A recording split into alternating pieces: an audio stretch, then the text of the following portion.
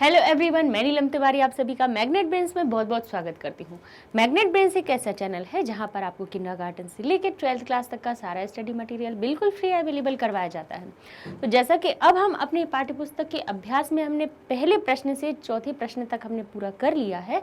इसके बाद अब हम आते हैं अपने 5वें प्रश्न पर, जिसमें लिखा हुआ है निर्देशानुसार संधि या संधि विच्छेदम कुरुत।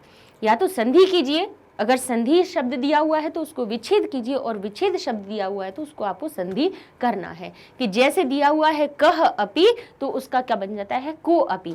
यहाँ पर आपको क्या है, दो प्रकार की संधि दी हुई है। यहाँ पर आपको दो उदाहरण दिए हुए हैं इस प्रश्न में।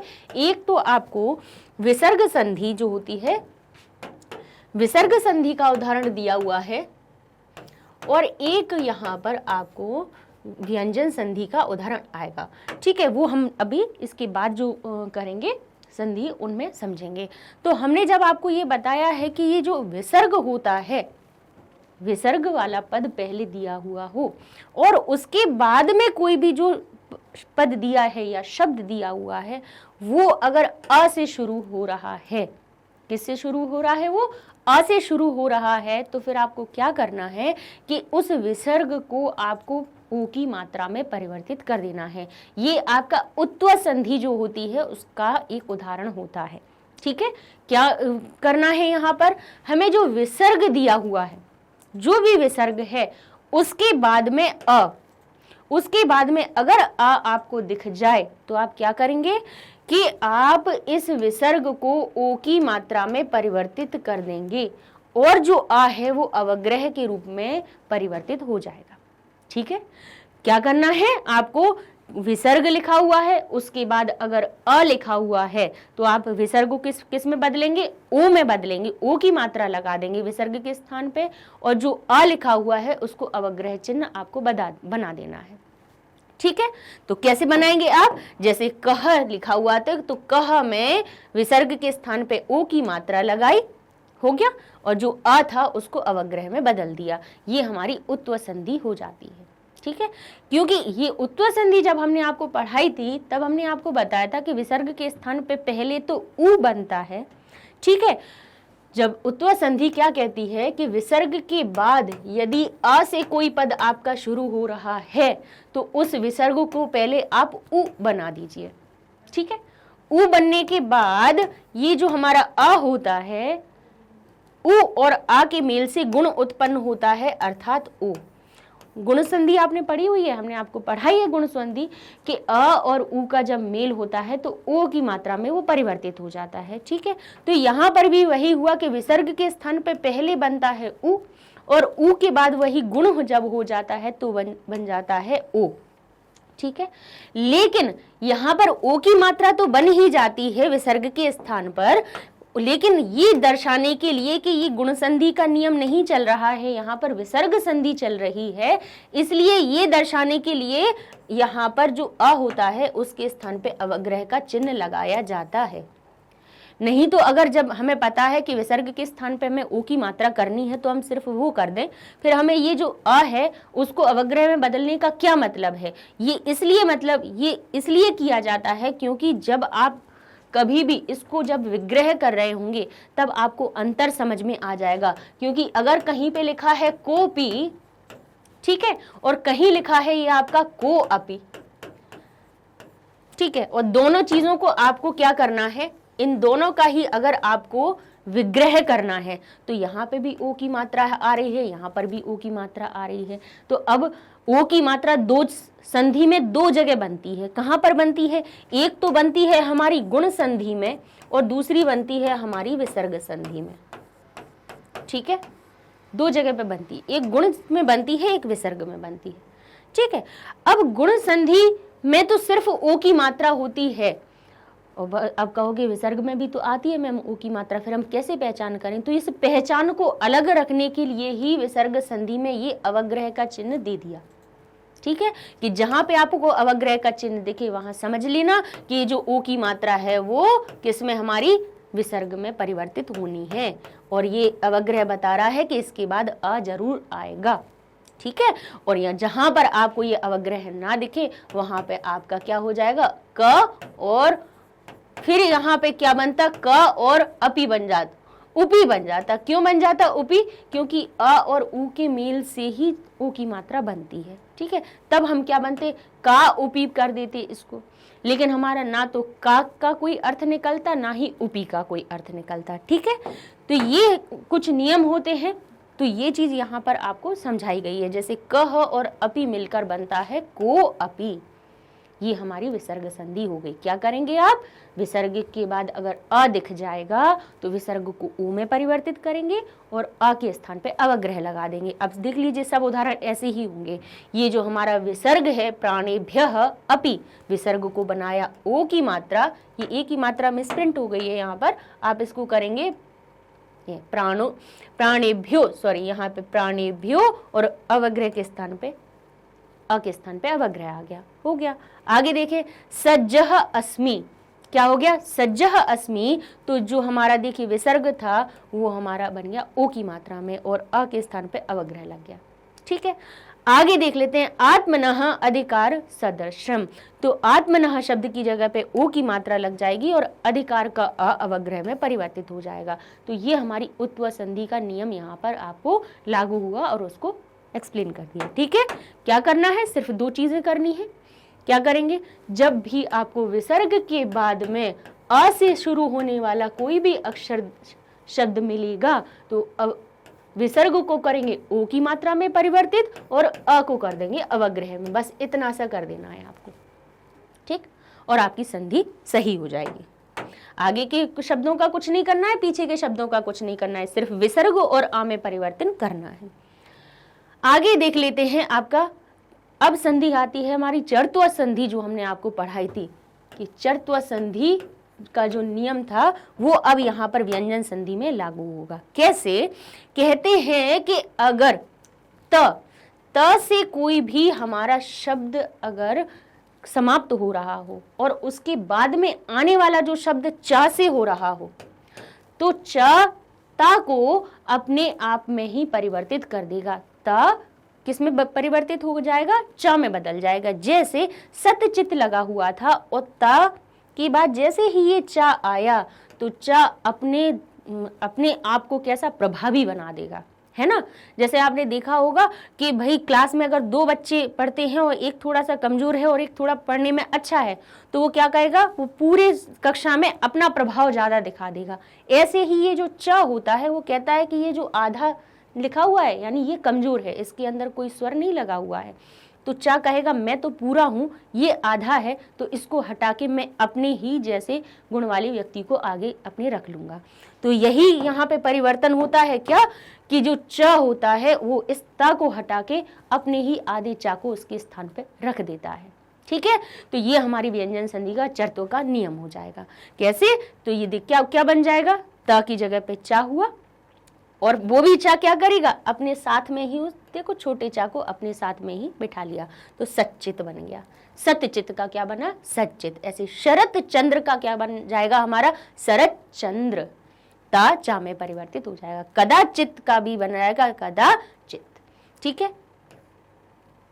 ये कदाचित यहाँ पे गलत लिखा हुआ है, हम आपको बता देते हैं। क्या बन जाएगा यहाँ पे, कदाचित, ठीक है। ये जो बीच में जो ता है कदाचित का, हमारा जो कदाचित शब्द का जो ता है वो किस में परिवर्तित हो जाएगा, हमारा आधे चा में परिवर्तित है, कदाचित, ठीक है। ये हमारा क्या हो गया, संधि के दो नियम हो गए इसमें। अब आगे चलते हैं। कोष्ठकेषु दत्तयो, कोष्ठक में दिए हुए पदयो शुद्धम विकल्पम चित्वा विचित्य रिक्त स्थानानि पूर्यत। अब क्या करना है, कोष्ठक में दिए हुए जो पद हैं उनमें से शुद्ध विकल्प को चुनकर रिक्त स्थानों की पूर्ति करना है आपको, ठीक है। यहाँ पे कोष्ठक में आपको दिए हुए हैं दो शब्द, अब आपको अर्थ के द्वारा ही भाई आप इनमें ये जो रिक्त स्थान की पूर्ति करना है, इसमें आपको दो पद दिए हुए हैं, ठीक है, एक सही है एक गलत है। अर्थ आपको ऐसे लगेगा कि हाँ यही वाला सही आ रहा है दूसरा आ रहा है। अब आपने अगर कारक समझे हुए हैं, विभक्ति हमने जो पढ़ाई है वो पढ़ी हुई है, तो अब आप इनको आसानी से कर पाएंगे। कैसे, चलते हैं देख लेते हैं। पहले लिखा था यहाँ पर, देखिए यहाँ पे मान लीजिए कि ये हमारा रिक्त स्थान है, ठीक है, ये क्या लिखा हुआ है, हमारा रिक्त स्थान है। तो अब वहां पे लिखा है विना इदम दुष्करम कह कुर्यात। बिना, बिना यानी के बिना, के अलावा यह दुष्कर कार्य कह कुर्यात, कौन कर सकता है, कौन इस दुष्कर काम को कर सकता है। तो अब यहाँ पे चंदन दासीन और चंदन दासस्य दो शब्द लिखे हुए हैं। अब है तो चंदन दास, लेकिन दोनों में विभक्ति अलग हो गई तो इनके अर्थ अलग हो गए। कैसे, यहाँ पे चंदन दास का अर्थ हो गया चंदन दास के द्वारा, एन शब्द तृतीया विभक्ति लगने से, और यहाँ पे चंदन दासस्य तो स्य लगने से यहाँ पर इसका अर्थ हो गया चंदन दास का, चंदन दास की या चंदन दास की। ठीक है, अब देखिए दो चीजें हो गई। अब यहाँ पे के या का या की का अर्थ निकल रहा है। ठीक है, तृतीया विभक्ति और षष्ठी विभक्ति। अब अगर हम कहें कि चंदन दास के बिना यह दुष्कर कार्य कौन कर सकता है, और अगर ये वाला चंदन दासहीन लगाएं तो इसका अर्थ होगा कि चंदन दास के द्वारा बिना कोई। अब अगर इसके हिसाब से देखें, अर्थ के हिसाब से देखें तो ये चंदन दासहीन शब्द हो रहा है गलत, क्योंकि यहाँ पे के द्वारा का अर्थ निकल रहा है और यहाँ पे सही निकल रहा है कि चंदन दास के बिना कौन ऐसा काम कर सकता है। तो क्या क्या सही होना चाहिए, चंदन दास से सही होना चाहिए। लेकिन ये जो विना शब्द है, जो विना शब्द है, ये जो एक अव्यय यहाँ पे लिखा हुआ है, हमने आपको कहा, बताया था कि बिना हो गया, सह हो गया, साथ का अर्थ हो गया, इनके योग में हमेशा तृतीया विभक्ति आएगी, भले ही कुछ भी अर्थ निकल रहा। ये नियम तृतीया विभक्ति में हमने आपको पढ़ाया है कि जहाँ पे अलम शब्द दिखे, विना शब्द दिखे, सह शब्द दिखे, सहयोगीन शब्द दिखे, वहां पर आपको आंखें बंद करके तृतीया विभक्ति का ही शब्द लगा दीजिएगा। ठीक है, सह आर्थे तृतीया, सह के अर्थ में, साथ के योग में, बिना के योग में तृतीया विभक्ति आती है। ये हम नहीं कह रहे हैं, ये महर्षि पाणिनि ने अपने सूत्रों में बताया है। ठीक है, तो हमें क्या लगाना है, यहाँ पे सही अर्थ निकल रहा था चंदन दास का या चंदन दास के इस शब्द से, लेकिन बिना शब्द दिख गया, इसलिए हम कौन सा लगाएंगे इसमें शब्द, इसमें लगाएंगे हम चंदन दासेन। ठीक है, कि चंदन दास के बिना इदम दुष्कर्म कार्य कह कुर्यात। ठीक, अब कहते हैं इदम वृत्तांत निवेदयामी गुरुवे। ठीक है, वृत्तांत निवेदयामी, निवेदन कर रहे हैं। ठीक है, इदम इस वृत्तांत को निवेदयामी, इस वृत्तांत को बताते हैं। अब यहाँ पे लिखा है गुरु शब्द का। ठीक है, एक यहाँ पे लिखा है गुरोह और एक लिखा है यहाँ पर गुरुवे। ठीक है, ये जो गुरु शब्द है वो हमारा षष्ठी विभक्ति में आ जाता है और यहाँ पे आता है के लिए, गुरुवे के लिए। ठीक है, तो अब हम कह रहे हैं गुरु को यह वृत्तांत निवेदयामी, निवेदन कर रहे हैं, बता रहे हैं। ठीक है, अब यहाँ पे फिर वही चीज हो गई, ये लिखा है हमारा चतुर्थी विभक्ति का। ठीक है, यहाँ चतुर्थी विभक्ति लगी हुई है जिसका अर्थ निकल रहा है के लिए, गुरु के लिए, और यहाँ निकल रहा है गुरु को। ठीक है, ये दो चीजें हमारे सामने आ रही हैं। अब अगर हम फिर से अर्थ में देखेंगे तो क्या सही होगा कि गुरु को यह वृत्तांत सुनाते हैं या वृत्तांत बताते हैं, लेकिन फिर से वही चीज आ गई कि ये जो निवेदयामी शब्द है ये कहता है कि अगर यहाँ पे निवेदन किया जाए किसी को, भाई सुनाना बात अलग होता है, बताना बात अलग होता है, लेकिन किसी को निवेदन करते हैं किसी बात का, है ना, उसको कैसे अपने भाव के द्वारा किसी को समझा रहे हैं, तो तब वहाँ पे षष्ठी नहीं आएगी कि जैसे हम गुरु को बता रहे थे, छात्र को बताना, किसी बच्चे को बताना, ये चीजें बातें अलग हो जाती हैं। यहाँ पे आप कैसे एक साधारण तरीके से बता सकते हैं, लेकिन जब आप अपने शिक्षक को कोई बात बताते हैं तो वो आप उसमें आप निवेदन पूर्वक बात करते हैं कि शासन पूर्वक बात करोगे। कैसे कहोगे? निवेदन से। जहाँ निवेदन का भाव आ जाए वहाँ पर आपको चतुर्थी विभक्ति लगानी है। यहाँ पर देखिए, इसीलिए इधर बिल्कुल समान ही अर्थ वाले शब्दों को रखा गया है, जिससे आप अब अगर आपको पता होगा कि जहाँ पर ये निवेदन वाली बात की जाए वहाँ पर प्रणाम, स्वस्ति, स्वधा, कहते हैं नमः, स्वस्ति, स्वधा, इनके योग में यानी नमस्कार किया जाए, निवेदन किया जाए, किसी का कल्याण किया जाए, इन अर्थों में हमें चतुर्थी विभक्ति के शब्द को ही लगाना चाहिए। तो इसलिए यहाँ पे गुरोह शब्द ना लगा के हमने कौन सी लगाई? गुरुवे। गुरु के लिए यह वृतांत निवेदन करता हूं। आर्य के प्रसादिन कृपा से अखंडता में वाणिज्य। अब देखिए यहाँ पर क्या आया, आर्य से अखंडता में वाणिज्य, मेरा व्यापार अखंडित है आर्य की कृपा से। प्रसाद शब्द आया है यानी कृपा से। तो अब यहाँ पे क्या कौन सा अर्थ आ रहा है, यहाँ पे से का अर्थ आ रहा है कि आर्य की कृपा से मेरा वाणिज्य कैसा है, अखंडित है। अब अगर हम इन दोनों शब्दों को देखें तो यहाँ पे भी लिखा है प्रसादेन, यानी प्रसाद से या प्रसाद के द्वारा। तृतीया विभक्ति जो हमारी होती है, तृतीया विभक्ति जिस शब्द में लगती है वो क्या अर्थ बताती है, या तो उसमें से का अर्थ निकलता है या फिर के द्वारा का अर्थ निकलता है। लेकिन अब कारक में एक पंचमी विभक्ति भी होती है जिसमें भी से का अर्थ निकलता है।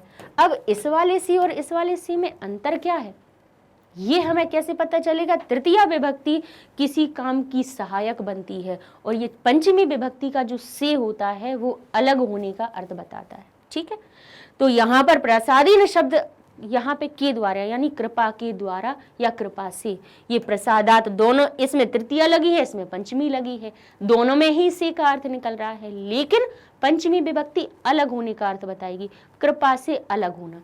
तो यहाँ पे कृपा में अलग होने का अर्थ सही होगा या कृपा के द्वारा या कृपा से का अर्थ सही होगा, तो हम कहेंगे यहाँ पे तृतीया विभक्ति सही आएगी। क्यों, यहाँ पे जो कार्य हो रहा है वो कोई कृपा अलग नहीं कर रही है, कृपा के द्वारा ये काम किया जा रहा है। तो जहाँ पे के द्वारा काम होगा वहां पे हमें तृतीया विभक्ति का शब्द लगाना चाहिए। तो कहें आर्य की प्रसादेन, कृपा के द्वारा। प्रसादात अगर हम वहां पर लिखते तो उसका अर्थ क्या निकलता, वो पंचमी विभक्ति का शब्द था। पंचमी विभक्ति क्या अर्थ बता देती कि कृपा के से अलग होकर, कृपा से अलग। अब अलग कुछ हो रहा है उसमें, कृपा अलग हो रही है नहीं, कृपा हो रही है, उसके ही द्वारा काम हो रहा है। ठीक है, इसलिए हमने तृतीया विभक्ति का प्रयोग किया। अब कहते हैं अलम। अब अलम का अर्थ होता है मत करो। ठीक है, मत कीजिए। अब दोनों के अर्थ पहले हम देखेंगे।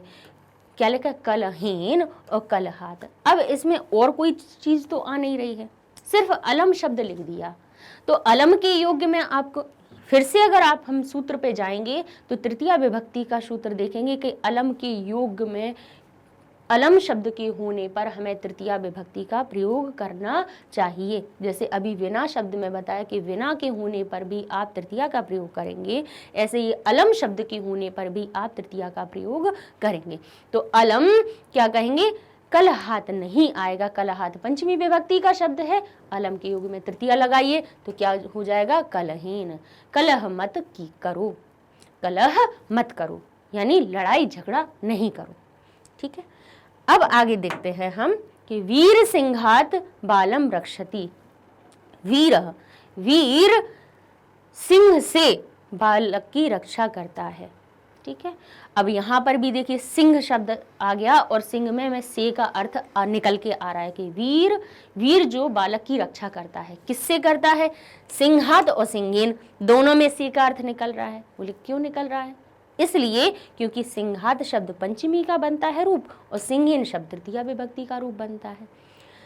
पंचमी विभक्ति कहती है कि सिंह से अलग होना और यहाँ पे कहती है सिंह से यानी सिंह के द्वारा।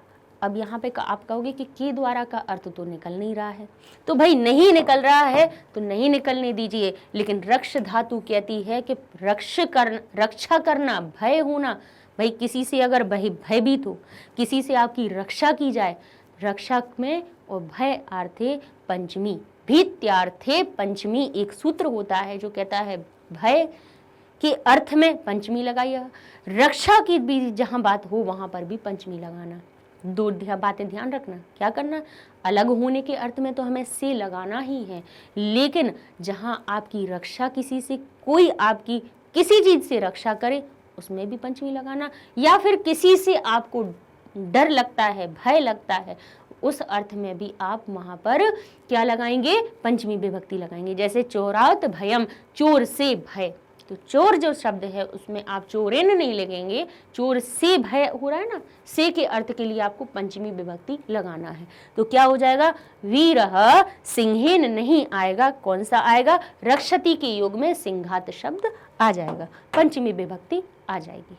ठीक है भाई, इसीलिए हम आपसे बार बार देखिए, जब भी आपका हमने सिलेबस शुरू किया था उसके पहले हमने व्याकरण पढ़ाने का हमारा उद्देश्य यही था, क्योंकि देखिए वही चीजें जो हमने कारक आपको पहले पढ़ा दिए उन्हीं से संबंधित सारे अभ्यास आपके यहाँ पर आते जा रहे हैं, है ना। व्याकरण हमने क्यों, संधि पहले क्यों पढ़ाई, समास पहले क्यों पढ़ाए, क्योंकि पूरे पाठ में संधि, समास, कारक ये सारी चीजें आपकी आना है ना। अब कहते हैं, देखिए फिर से अभी रक्षति शब्द में सिंघात आ गया, वही देखिए भीतः भय का अर्थ आ गया, तो कौन सा आएगा, पूरा शब्द चीजें देखने की जरूरत ही नहीं है आपको, क्या क्या लिखा क्या नहीं लिखा। रक्षति शब्द लगा हुआ है, रक्षा की बात जहां हो वहां पंचमी लगाना है आपको, जहां भय का अर्थ आए वहां पर भी पंचमी लगानी है, अलम जहां हो वहां तृतीया लगाना है, बिना जहां हो वहां तृतीया लगाना है। ठीक है, तो भीतः यानी भय से, मम भ्राता सोपानात अपतत, मेरा भाई सीढ़ियों से गिर गया, भय से। अब किसके भय से, यहाँ कह रहे हैं कुक्कुर या कुक्करेण, कुक्कुरात का अर्थ हुआ कुत्ते के भय से, या फिर यहाँ से भी क्या लिखा, कुत्ते से, दोनों में से लग रहा है, कौन सा से वाला अर्थ सही होगा, तृतीया वाला से सही होगा या पंचमी का से सही होगा। तो बोले यहाँ पर भीत शब्द लिखा हुआ है, इसीलिए यहाँ पे पंचमी विभक्ति का कुक्कुरात शब्द हम लगा देंगे कि कुक्कुरात भीतः यानी कुत्ते के भय से जो हमारा कौन, भ्राता भाई, सोपानात अपतत सोपान से गिर गया। ठीक है, अब कहते हैं छात्रः आचार्यं प्रश्नम पृच्छति। ठीक है, पृच्छ धातु के योग में द्वितीया विभक्ति आती है, पृच्छ धातु के योग में पूछने की जहां बात आएगी, धातु शब्द आपका पृच्छ जहां दिख जाए वहां आपको द्वितीया लगाना है, ये हम नियम में आपको पढ़ा चुके हैं। जरा पढ़िएगा, आप कारक की विभक्ति द्वितीया विभक्ति निकालेंगे तो वहां आपको पढ़ा जाएगा, जब किसी से कोई बात पूछी जाए तो वहां पर जिससे पूछी जा रही है उसमें आप कौन सी लगाएंगे, द्वितीया विभक्ति लगाएंगे। तो छात्रः आचार्य, आचार्यन। अब देखिए सही अर्थ क्या निकल रहा है, जैसे आचार्यम शब्द का अर्थ क्या निकल रहा है, द्वितीया विभक्ति लगी है अर्थात आचार्य को, और यहाँ लिखा है आचार्येण, आचार्य से। अब कहने के लिए तो आप कहोगे कि ये वाला सही निकल लग रहा है, आचार्य ने तृतीया विभक्ति अर्थ बता रही है कि आचार्य से, लेकिन जो पृच्छ धातु होती है, पृच्छ यानी पूछने की जब धातु होती है वहां तृतीया कुछ मत लगाइए, वहां आपको लगानी है द्वितीया। ठीक है, तो कौन सा शब्द हमारा सही होगा इसमें, आचार्यम। तो अब आप देखें तो यहाँ पे कौन कौन से नियम हमारे सामने आए, द्वितीया विभक्ति का नियम कौन सा आया कि द्वितीया विभक्ति कहाँ पर आपको लगानी है, द्वितीया विभक्ति हमें पृच्छ धातु होगी वहां पर लगाएंगे आप, और इसके अलावा और भी हमने सूत्र कौन से बना, अभितः, परितः, समयः, निक्षः, उभयतः, ये जो शब्द आ जाएं जिसका अर्थ क्या हुआ, चारों ओर, दोनों ओर, पास में। ठीक है, समय से, निकषा निकट, दूर, ये जब अगर शब्द आ जाएं तो आपको द्वितीया विभक्ति लगानी है। तृतीया के इसमें नियम कौन कौन से आए कि सह यानी सहयोग का अर्थ जहां आ रहा हो। ठीक है, इसके बाद विना, विना शब्द जहां दिख जाए, अलम शब्द जहां दिख जाए वहां पर आपको तृतीया विभक्ति लगानी है। चतुर्थी विभक्ति के नियम क्या होते हैं कि जब किसी को निवेदन किया जाए, किसी को कोई चीज दी जाए, के लिए तो हमारा है ही संप्रदाने, चतुर्थी संप्रदान में चतुर्थी होती ही है, अर्थात किसी को कोई जब चीज कोई दी जाती है, किसी के लिए समर्पित की जाती है, तब तो चतुर्थी विभक्ति का आना नियम में लिखा ही है। लेकिन और कहाँ कहाँ पे हो सकती है, किसी को विद्या दी जाए, है शिक्षकः विद्याम ददाति। अब विद्याम ददाति जब अगर देने की बात है तब तो आप चतुर्थी लगानी है। यच्छति शब्द भी होगा तब भी आप क्या लगाएंगे, दानार्थे चतुर्थी, दान दी जाए किसी भी चीज को वहां पर चतुर्थी विभक्ति लगाना ही है। ऐसे ही देखिए यहाँ पर क्या हुआ, जब निवेदन किया गया तब कौन सी विभक्ति आई, षष्ठी पंचमी कुछ नहीं आएगी, सीधी चतुर्थी विभक्ति लगाएंगे हम। ठीक है। और पंचमी कहाँ पर, अलग होने के अर्थ में तो आपको लगानी ही, जैसे यहाँ पे देखिए ये लगाता सोपानात अपतत, सीढ़ियों से गिरा, गिरने की धातु अलग हुई तो सोपान सीढ़ियों से, सीढ़ियों में से का अर्थ बताना था इसलिए कि, और अलग हो रहा था वो गिरने से, तब तो हमने पंचमी लगाई ही है। लेकिन जब यहाँ पे भीत शब्द आया, रक्ष शब्द आ जाए, तब वहां भी आप पंचमी विभक्ति का प्रयोग करना है। ठीक है, तो ये जो रिक्त स्थान थे ये सिर्फ आपको रिक्त स्थान पूर्ति के लिए नहीं दिए गए थे, ये इसलिए दिए गए थे कि आपको इसके द्वारा कारकों का फिर से ज्ञान हो जाए, ध्यान आ जाए कि हाँ ये चीजें हमने पढ़ी हैं, कहाँ कहाँ पे कौन सी विभक्ति का प्रयोग करना है। आगे देख लेते हैं। अधो दत्त मंजूषात समुचित विलोम पदानी गृहीत्वा लिखत। अब आपकी मंजूषा में दिए हुए थे विलोम पद, उनको आपको लिखना था कि जैसे आदर है, वैसे तो देखिए हम आपको जब पाठ पढ़ा रहे थे उसमें हमने हर एक के साथ में हर एक जो पैराग्राफ पढ़ाया आपको, उसमें हम साथ साथ में आपको विलोम पद समानार्थक पद पढ़ाते ही गए हैं आपके, लेकिन इसमें भी दिए हुए हैं तो इनको भी देख लेते हैं कि आदर का हमारा विलोम हो जाएगा अनादर का आदर, दोषः उसका उल्टा हो जाएगा गुण, पूर्वम का पहले तो पश्चात यानी बाद में, सत्यम तो उसका उल्टा हो जाएगा असत्यम, इदानीम का हो जाएगा तदानीम, अत्र का हो जाएगा तत्र। अत्र का अर्थ क्या होता है यहाँ, तत्र का उल्टा हो जाता है वहां।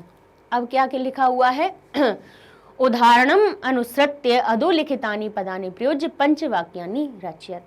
अब इन्होंने क्या दिया हुआ है, ये कुछ शब्द दिए हुए हैं, ठीक है, कुछ आपको पद दे दिए हैं, वाक्यों में प्रयोग आपने हिंदी में तो पढ़ते ही चले आ रहे हैं, संस्कृत में भी हम आपको अव्यय के वाक्यों में प्रयोग सिखाते ही हैं। वही चीज इसमें दिया हुआ है कि उपसृत्य यानी पास आकर, प्रविश्य यानी प्रवेश करता हुआ, द्रष्टुम यानी देख कर, इदानीम यानी अब, और अत्र का अर्थ हुआ यहाँ।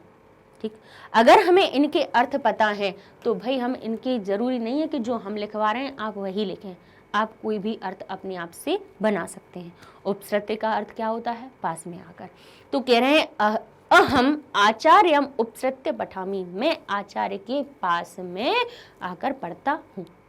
ठीक है, प्रविश्य शब्द का अर्थ होता है प्रवेश करना, तो सह यानी वह, कक्षाम प्रविश्य अवदत, वह कहाँ पर, कक्षा में आकर प्रवेश करके क्या अवदत कहता है। द्रष्टुम देख कर, अब इन देखिए इन तीनों चीजों में है ना कर का अर्थ निकल रहा है, उपसृत्य, प्रविश्य, द्रष्टुम। ठीक है, ल्यप प्रत्यय कर या करके का अर्थ बताता है, हमने प्रत्यय में आपको सिखाया भी है। उपसृत्य में भी हमारी श्री धातु में य ल्यप प्रत्यय लगा हुआ है, प्रविश्य में भी वश धातु में हमारा यप यानी ल्यप प्रत्यय लगा हुआ है, जिसमें कर या करके का अर्थ निकल रहा है। हर एक चीज को थोड़ा सा ये जरूर देख लिया कीजिए कि ये जो शब्द हमारा बना हुआ है वो कहाँ से बना है। इसमें हमारा तुमुन प्रत्यय लगा हुआ है और इदानीम और अत्र ये दोनों हमारे अव्यय हैं। ठीक, तो उपसृत्य का हमने क्या वाक्य में प्रयोग किया कि अहम आचार्य, मैं आचार्य के उपसृत्य पास में आकर पठामी पढ़ता हूँ। प्रविश्य का हमने क्या बनाया वाक्य में प्रयोग, सह कक्षाम प्रविश्य, वह कक्षा में प्रवेश करके अवदत बोलता है। ठीक है, द्रष्टुम का क्या होगा, बालह द्रष्टुम मातरम इच्छति, बालक को देखने की माता की इच्छा है। इदानीम यानी अब, इदानीम त्वम कुतः आगच्छति, अब तुम कहाँ आ रहे हो, अब तुम कहाँ जा रहे हो। ठीक है, अत्र का हो जाएगा सा अत्र आगृत्य वदति, वह यहाँ आकर बोलता है। ठीक, ठीक है, अत्र का कितने भी बना सकते हो, है ना, इदानीम के भी आप कितने बना सकते हैं, हजारों ढेरों अपने आप से बना सकते हैं। अत्र जलम अत्र अस्ति, मम विद्यालय अत्र अस्ति, मेरा विद्यालय यहाँ है, अत्र का, है ना, कुछ भी आप लिख सकते हैं। अहम अत्र तिष्ठति, मैं यहाँ बैठता हूँ। ठीक है, अहम अत्र पठामि, मैं यहाँ पढ़ता हूँ।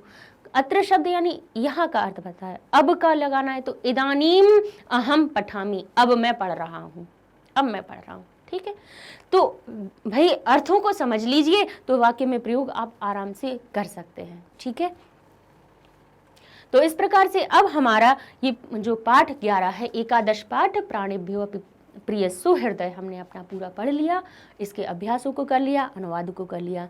तो अब नेक्स्ट वीडियो में हम अपना नया पाठ शुरू करेंगे जो हमारा 12वां पाठ है अन्योक्तः। ठीक है, तो उसमें मिलते हैं, तब तक के लिए धन्यवाद।